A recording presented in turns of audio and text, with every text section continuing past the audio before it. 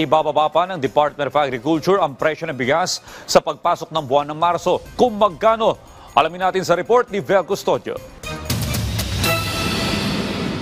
Ibababa pa sa 49 pesos ang maximum suggested retail price ng 5% broken imported rice simula bukas. Napagdesisyonan ng Department of Agriculture na ipatupad sa piling mga lalawigan ang 49 pesos MSRP dahil mas mababa pa ang presyo ng mga bigas sa ilang mga probinsya kaysa sa ipinapataw na MSRP. Ayon doon sa datos ng PSA, karamihan ng mga matataas ang presyo ng bigas na doon sa Metro Manila, sa key urban areas at saka yung mga key cities, yung mga urban centers natin. Bukod sa Metro Manila, ilan pa sa mga rehiyon na nakakapagtala ng mataas sa presyo ng bigas ay ang Calabar Zone, Metro Cebu, Metro Davao, Cagayan de Oro at Zamboanga.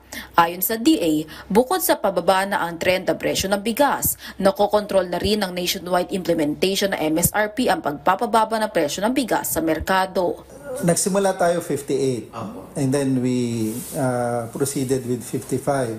Nung nag-52 tayo, doon tayo nag-start na nag-nationwide. This coming March 1, we'll use na yung 49 pesos in selected areas.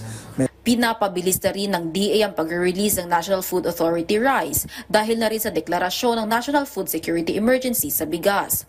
Ito'y para makapamili na ang NFA ng mga bagong aning palay. Bibilhin ng mga fresh na palay ng 17 hanggang 23 pesos habang ang mga tuyong palay ay bibilhin ng 23 hanggang 30 pesos. Samantala, nagkakasundo na raw ang lahat ng pork industry players sa layunin na pababain ang presyo ng karning baboy.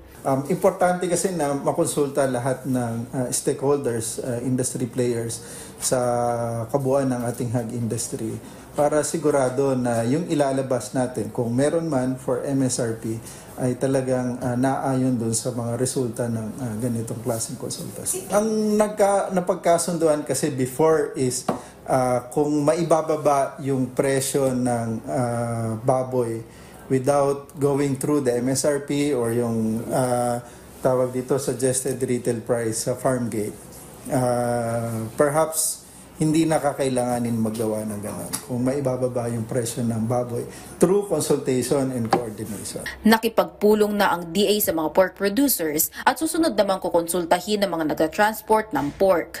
Vel Custodio para sa Pambansang TV sa Bagong Pilipinas.